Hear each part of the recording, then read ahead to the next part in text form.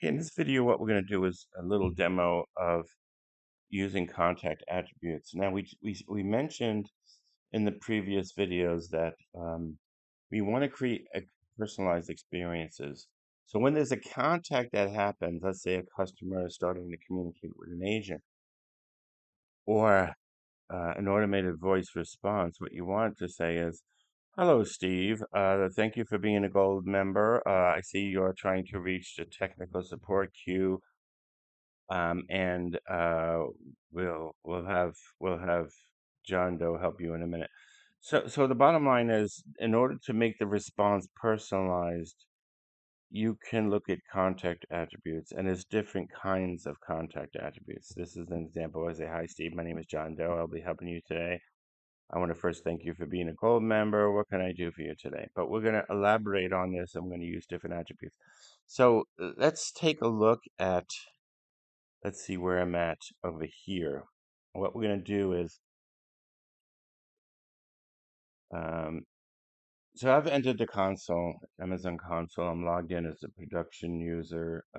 This is my root user, I guess, and I'm in the North Virginia region, and I do have an Amazon Connect instance. So let me go over here.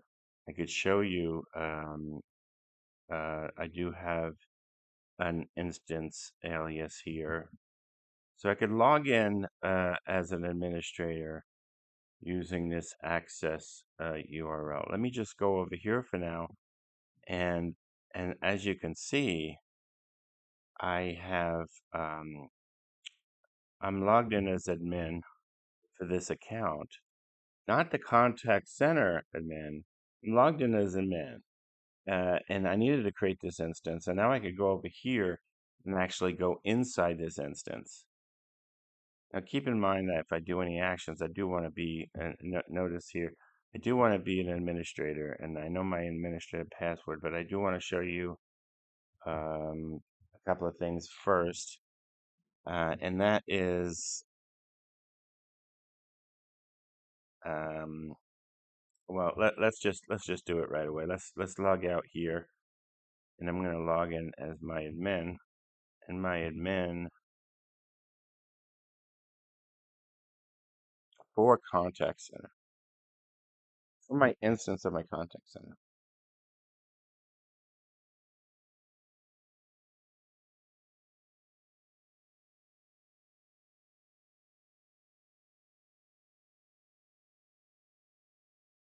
And I'm logged in as my admin. Now, keep in mind, I've been using this product for a while. Um, don't really get into. We saw that the logging and stuff is important, and we could keep track of who's doing what action. So it's important that I'm logged in as administrator, and I only see the administrator performing administrative actions. But let me. So let's take a look at a couple of facts here.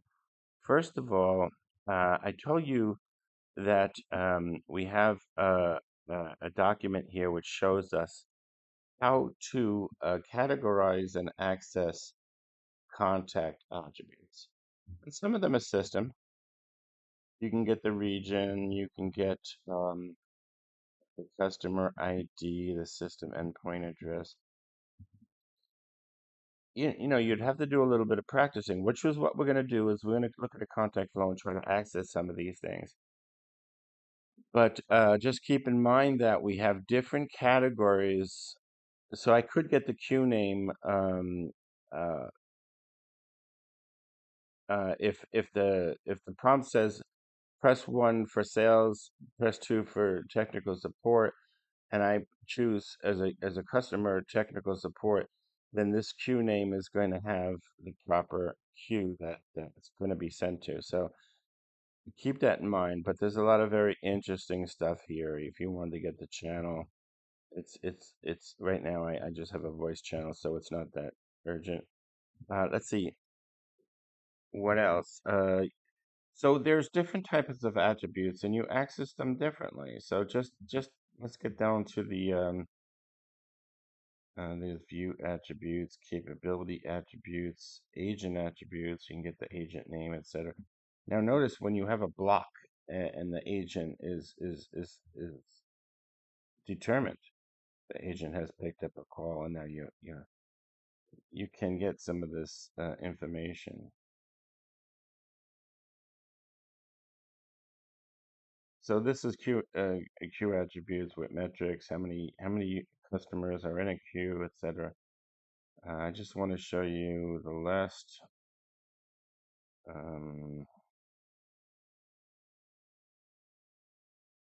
the last, this contact selects.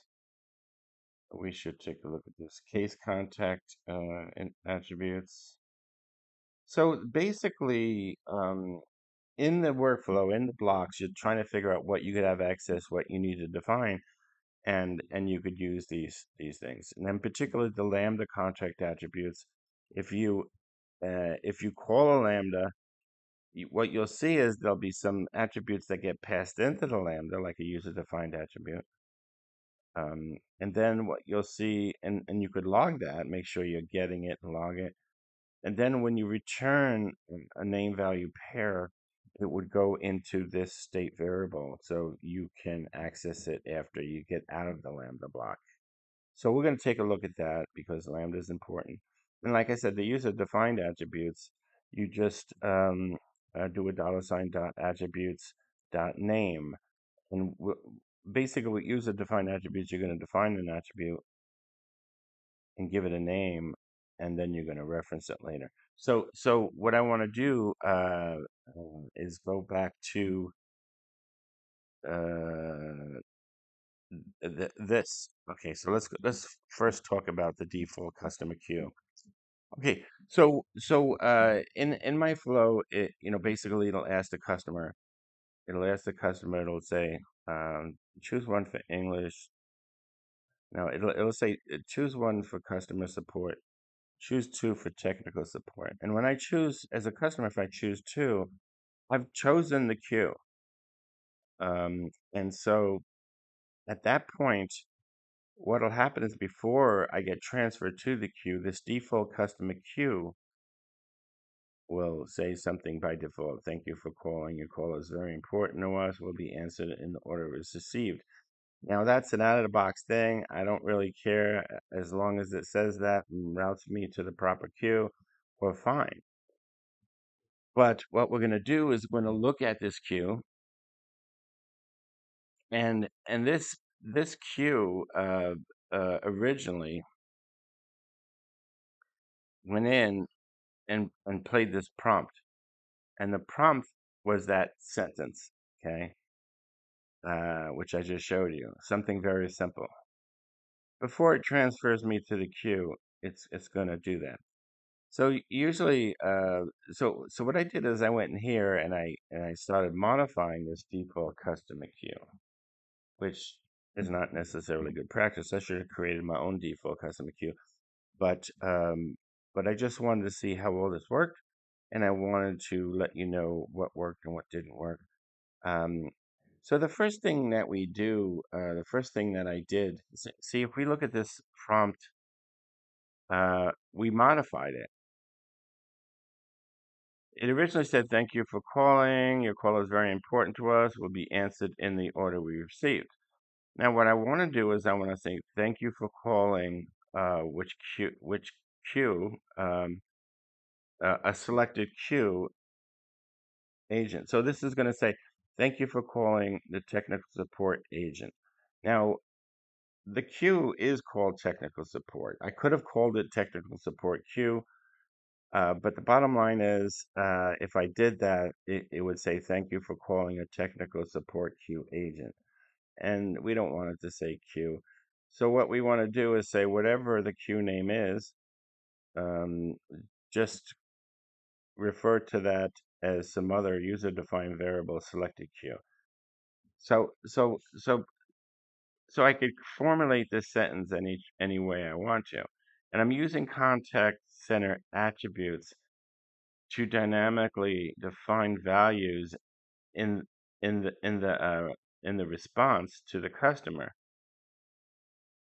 I define a lambda A lambda uses external attributes. And if I return a name value pair from a lambda, uh, it'll it'll I could reference that name using the external um, qualifier, right? So now I also went in and defined another senior agent name in another block. So this particular loop, after it goes through these blocks, after the blocks have injected values and calculated certain data, at that point, this prompt is making statements using contact attributes. So I just want to point that out. So now if I look at this block, um, and remember it says check content attributes. So let's just see what what that means. Okay.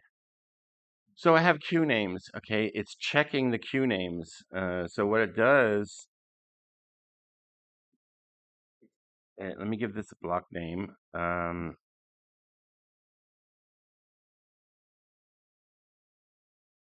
gonna call it check queue, and it's looking at the system because the queue name is part of the system attribute. Right? We looked at these attributes over here. There's different types of attributes. There's flow attributes, there's user defined attributes. You go all the way up to the top. Uh, you might have system attributes.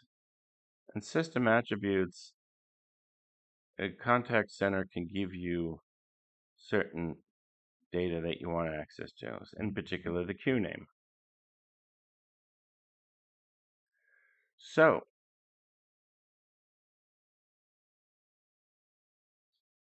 what I do is I look at the queue name, and it says if it's equal to basic queue or sales support or technical support, it's going to go in the different scenarios, go in and set contact attributes. So notice the sales support doesn't say sales support queue, but I can name that queue anything I want to. So the value in what I'm doing is to name this appropriately so the voice comes out and says it appropriately. In the case of basic queue, it's going to say, thank you for reaching the basic. It's going to say something about a basic queue agent. And we don't want to say basic queue agent. We want to say some type of agent, general agent or something like that. So I just want to point that out that the user defined variables that we're defining are going to be using these values here.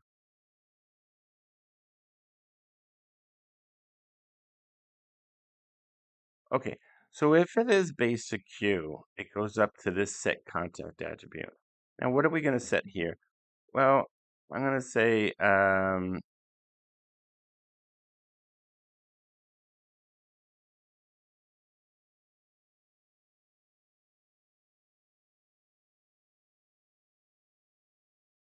I'm going to set the basic queue name. So how do I do that? I don't want it to be basic queue. So what I'm doing here is, um, I'm saying that I'm going to define a variable called selected queue. I don't know if this should be related. See, this says current contact is the contact that this flow is running on. Related contact is the contact that has optionally associated with the current contact. I believe this should be current contact. I'm going to save it. Um, when I first wrote this, I was going through the basic queue by default. Then I added the sales and support. In the sales support queue, uh, it's recognizing that it's using this queue. And basically, once again, I'm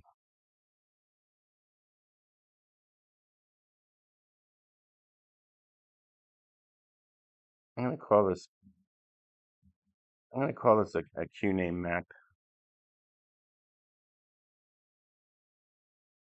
And it's not really, although I'm using the current contact, I'm defining this user-defined variable called selected queue, and it's called sales support.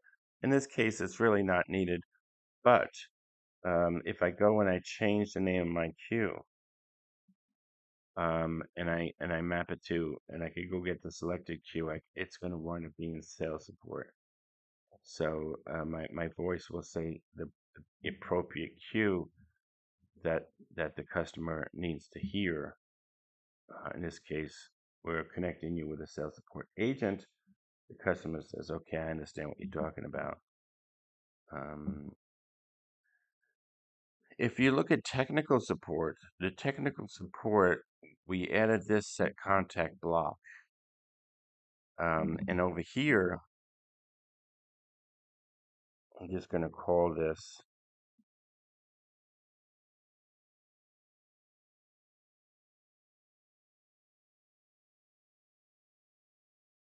This is really what it's doing, regardless of what the map looks like. It it it it really is defining a variable called selected queue, and it is technical support.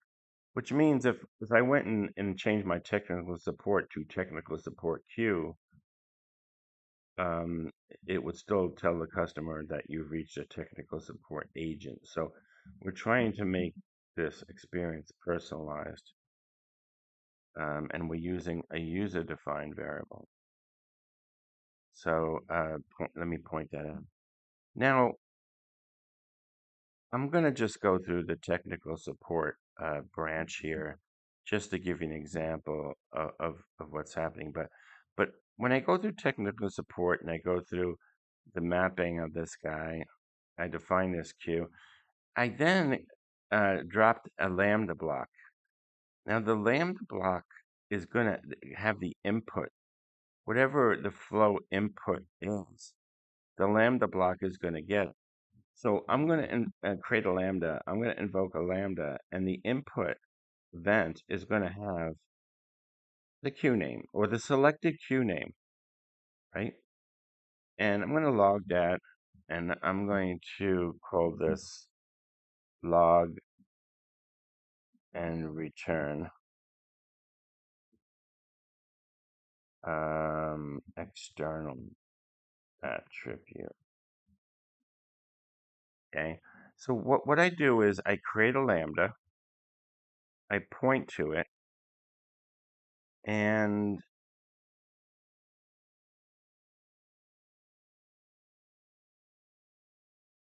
whatever this lambda returns will be accessible from the next block onward, right? So let me just, I didn't modify any of this, but let me just save this and let me show you what I'm talking about. So after this lambda block, I go to this set contact attributes, because what I want to do is I want to land on this prompt, because that's going to say, okay, Steve, you've contacted a technical support agent, and I'm going to connect you with the John Doe agent, and if he's not available, you'll get a senior agent to help you. Whatever I might do with the logic. So if you look at this contact attribute, I mean, I'm looking at the current contact. Now here I'm defining another user-defined variable. I'm going to say it's the senior agent name. And I'm just going to hard code it for the moment. I'm going to say it's Billy Bob Thornton, because I want to see whether it gets spoken in the voice, and and because after that it goes to this prompt creation. Now, like I said, with the prompt creation, the goal was to modify this thing. So it says, "Thank you for calling. Your call is very important. It'll be answered in the order received." And now what I've done is I've personalized it. I said, "Thank you for calling this technical support agent. Your call is very important to us and will be answered in the order it was received." Your agent will be named an external agent name. Now, this is the Lambda setting the name agent name in its code. And I did that in a hard-coded sense. Think of Lambda as calling DynamoDB and getting back something and injecting that into the state of my external state in my workflow. And I'm going to use it here as I'm automating this response. Okay. If the agent is not available, you'll be helped by an agent named, and then I direct you to a senior agent. I mean, the senior agent and the agent can both be listening on the queue. If the agent's not available, the senior agent can pick it up because he's listening on that queue and he'll get a phone call or whatever. So, but the goal of this lecture is to take the flow. In this, in particular, we're taking the default customer flow, which says something very simple, and we're trying to use contact attributes to make it more personalized. And this is by far a sophisticated example. I just wanted to see what was possible. And I did have a problem with the flow attribute. Um, so I switched this to a user-defined attribute again. I had this as flow attributes, and it didn't work. So I switched this to probably a mistake I made, but I switched this back, and I think I had a misspell in the senior. I think this was an M, so I could go back and make this a flow attribute if I want. So I was just looking at the differences between the different contact attributes. When do you have access to them? Which block? And how to make the experience a little bit more personalized. So I did manage to get this working. I don't know if it's going to work now. We could try it. But there is one more thing I want to show you. Oh, okay. And so, like I said, this is like a dummy flow, and all the errors go to the spend flow, resume. And basically, I'm going to get redirected to a queue. And the agent could be listening on the queue, pick up the phone call. But like I said, I'm trying to work on the personalized experience.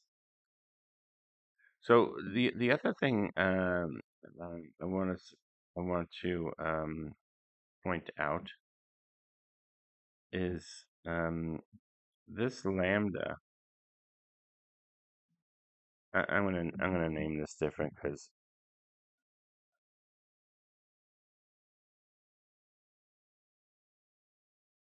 just call it this so it shows up. It shows up in the block name, so it's more clearer that this is a lambda block.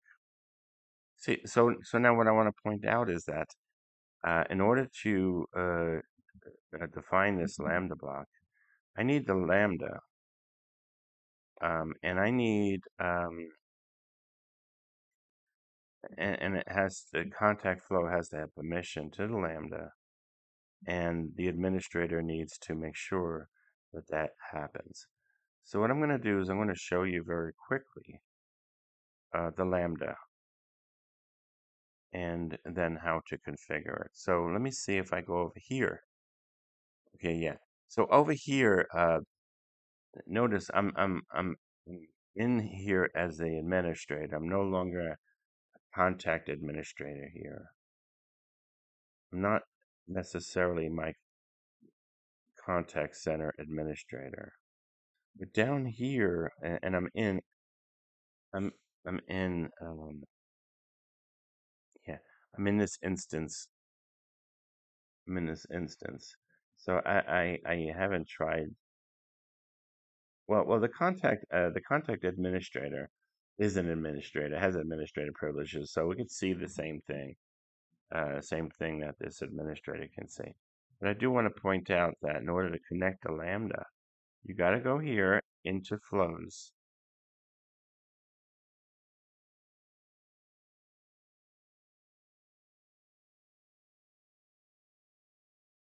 And you've got to attach the Lambda to the contact center. So once that happens, it'll show up in the flow block.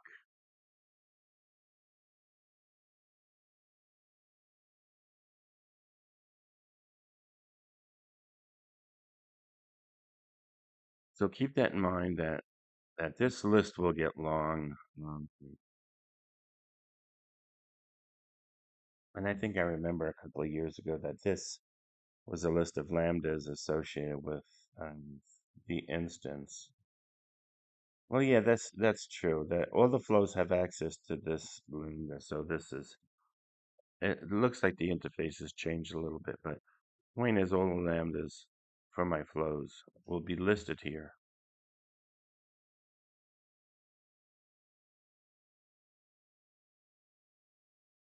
Now let's look at the see, this is what happens when you are switching between users. So I went from my root user account to my admin back to my root user account. So I don't know.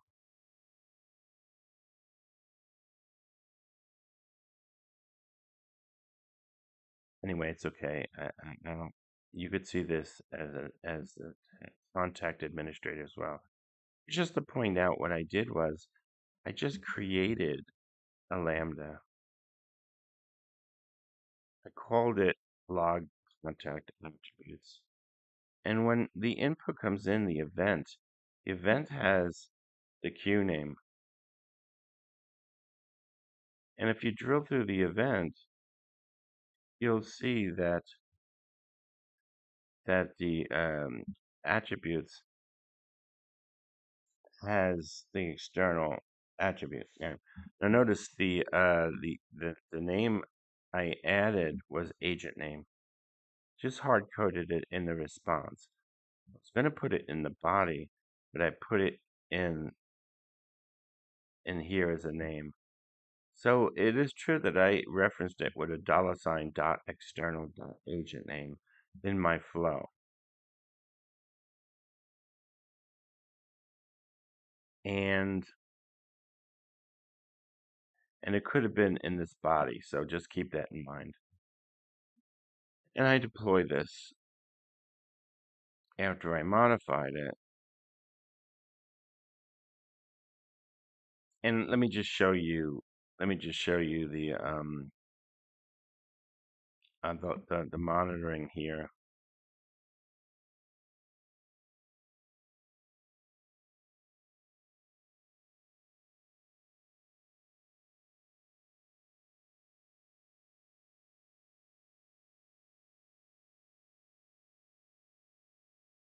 I could see when this lambda's hit on.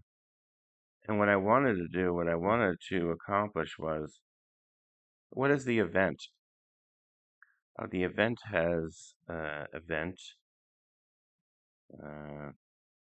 yes, event has a body here. It has a contact data. There's a selected queue coming in as an attribute.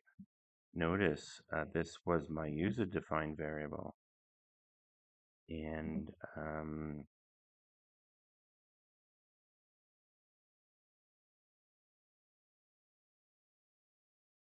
so at this point,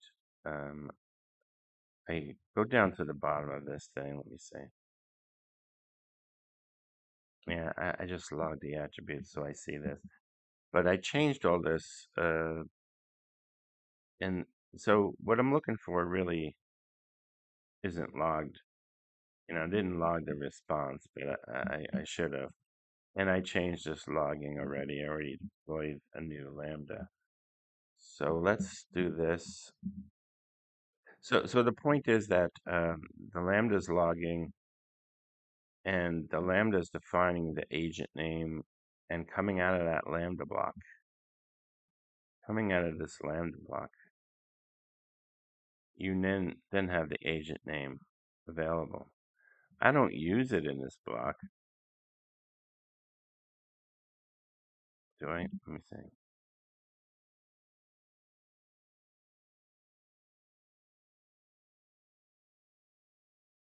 Oh yeah, I do use it.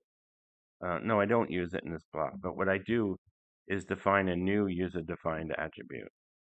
So the Lambda is returning the agent name, and in this next block, I define a new user-defined senior agent name. I should call it supervisor agent or something like that. So when we get to this next block, right, which is up here, we have access to the contact attributes. Like I said, first I use the selected queue name, then use the Lambda returned agent name, then I use some other user defined name, and like I said, it all should be very dynamic and reusable. But I'm just trying to understand when and where I can access these variables. So basically, if I save this and I publish, and like I said, uh, the thing about this is that you got to test all the channels. You got to test all the use cases. But I won't do that.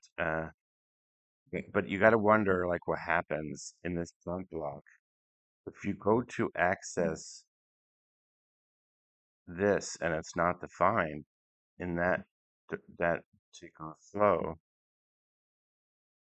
It should throw an error, and you might get thrown into this error block, and you got to make sure that that works as well. But the proper thing to do would be to um, have all of these blocks go to the lambda, go to the set attribute, set contact attribute, go into this prompt block. But just for now, let me see if I could test.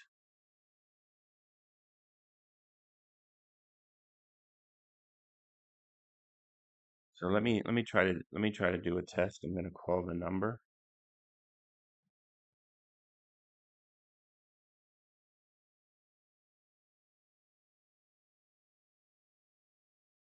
Thank you for calling the Access Health Connecticut Customer Support Center. For English, press 1. Para español, presione 2. And that is the wrong phone number. Let me go back and find the right phone number. Okay. Now I'm going to go and call the technical support. I'm going to call my contact center, but I'm going to ask for technical support. For sales support, press 1. For technical support, press 2. Thank you for calling a technical support agent. Your call is very important to us. It will be answered in the order it was received. Your agent name will be John Doe if agent is not available. Be helped by an agent named Billy Bob Thornton. So basically, what I did was I just personalized the experience more, and so like I said, it's just personalizing the experience more, and this is and contact attributes are used to do that. And it's very tricky. Like I said, I'll show you what happens when I call sales support.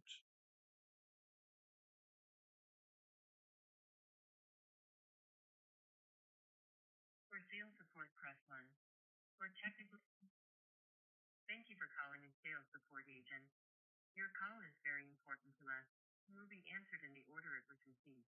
Your agent name will be if agent is not available, and you will be helped by an agent name. So it's good. It didn't throw an error. It just showed that those values were empty for this flow. So coming up here in this block, it went to this block and it was looking for those attributes. But this block doesn't have access because the lambda wasn't invoked, and the user defined attribute here wasn't defined either. So the proper thing to do now is for me to understand that, I really, all of these blocks should go through this lambda, go through this set contract attribute, and then go back to this point. If I want them all to hear the same thing. But notice when I went through the sales block, it did say I reached a sales support queue. So, I'm pointing out a couple of things here. first of all, my technical support logic seemed to work properly. My sales support was influenced to use this prompt where these values were not defined. So it is a problem. You don't want to make statements to this person who calls sales and give them blank data. So that's not good. So I have a decision to make what I want to do, and my guess is remove these blocks, um, or change the logic completely. But I did get across the point is that if you went through this basic queue, basically it would say selected queue is basic. Um, and what I could do is I could call this general.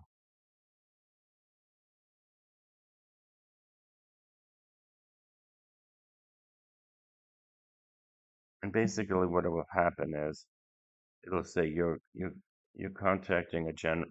Thank you for calling. We'll connect you with a general agent, and that's what this particular, instead of saying basic queue agent, it would say general agent, and this voice will sound proper. Anyway, like I said, uh, these are very important. The lambda return values and stuff are very important because typically externally you're calling lambdas and going into DynamoDB or RDS, etc. So that's all I really wanted to show for this particular demo. Just remember lambdas. When I did invoke this, I did have uh, trouble setting this manually, and it has to be attached to the flows. And I got it to work, but I don't know how I did because this wasn't showing up. So it does bring me back to the next question. Like I said, we have an administrator contact center admin. I have a root admin, um, and I think I tried both of them. I was having some problems. I don't know how it eventually worked, but this should have been very simple.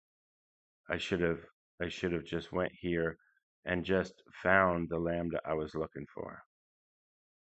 Had a hard time getting this up, but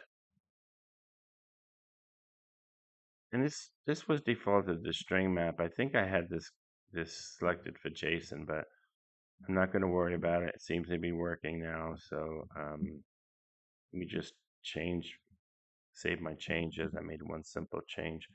Okay, and that's all I wanted to show you with this particular block. Oh, there is one more thing I think I wanted to show you. Let's see. Did I go to here? Here. Oh, yes. So I was here. Remember, I went into the flows and I added the lambda.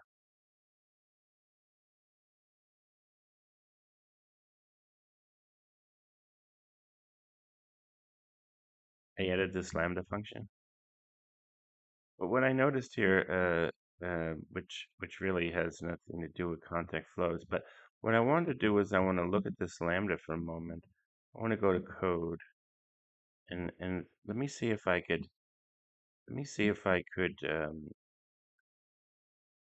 just give you one more little simple information. Notice up here I have an Amazon queue. Now let's see. I know I pay for this, and I'm using the free tier, but sometimes it's not clear. But I could ask me you could ask me anything about AWS. So let me see if this works. Please convert my code to Python.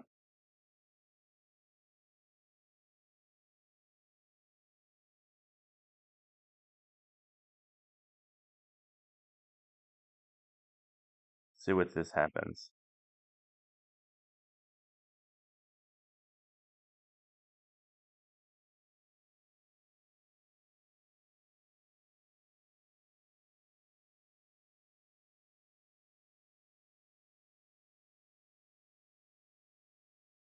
What the heck did it do? Did I have to give it the...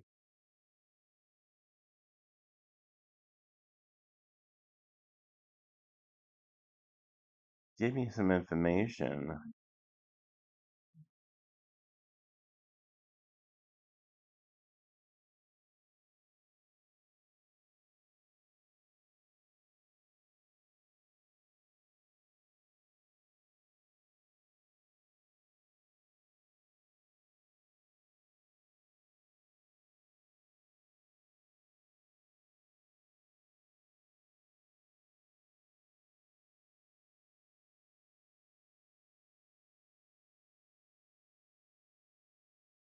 Yes, bring me places I don't want to be.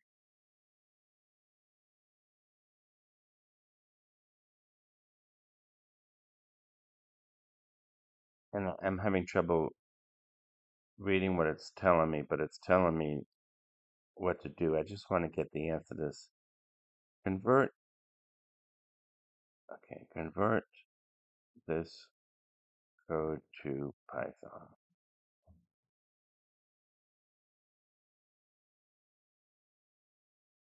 I just put in the Node.js. Let's see what it gives me now. So with Amazon Q, you ask it questions, and it might give you a full solution. And here it is. So it converted my code to Python. So now it's telling me what to do and how to do it. And meanwhile, I just want that code to copy and paste and put it and create another lambda. Maybe call it Python log attributes, whatever. Anyway, that's what we want to show. Stay tuned for the next videos.